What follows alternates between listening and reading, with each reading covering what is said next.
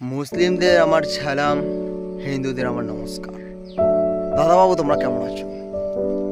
আসলে দাদাবাবু ইদানিং আমরা অনেক গর্ব ফিল করছি যে ইন্ডিয়াতে নাকি বাবরি মসজিদ তৈরি হচ্ছে। যাক, শুনে খুব ভালো লাগলো। আর কিছু হিন্দু বলছে যে বাবরি মসজিদ নাকি হতে দেবে না, আমাদের ভাগের ভাগের বাচ্চা হুমায়ুন কবির সাহকে জানি তারা আটকাবে, তাদেরকে নাকি মেরে ফেলবে, ওনার সাথে যারা ছিল। আসলে আমি সবচাইতে বড় কথা হচ্ছে কি জানো দাদা, তোমাদের কিছু হিন্দুরাই বলেছে যদি তোমাদের মোদিজির যে সৈন্যগুলো আছে না, যে পুলিশ কি বিএসএফ, যদি ওনারা যদি হুমায়ুন কবির সাহাবকে আটকাতে আসে, বলেছে ন্যাংটা করে পিটাবে। তোমাদের মোদিজি যেটাই করুক না কেন, ইনশাআল্লাহ আমাদের সাথে আমাদের আল্লাহ আছে, আমাদেরকে কেউ থামাতে পারবে না।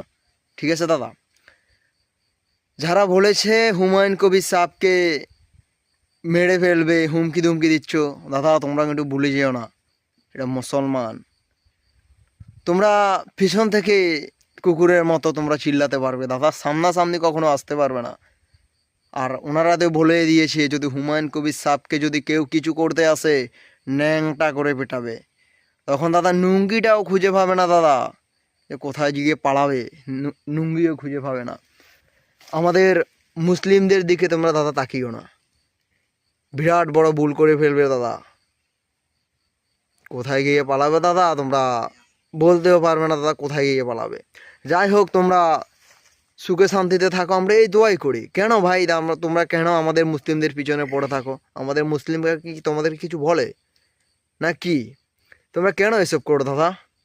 দাদা এখনো সময় আছে, ভালো হয়ে যাও, না হলে তোমাদের যে ধুতিটা ছিল না, ওই ধুতিও নিয়ে যেতে পারবো না দাদা, সত্যি করে বলছি।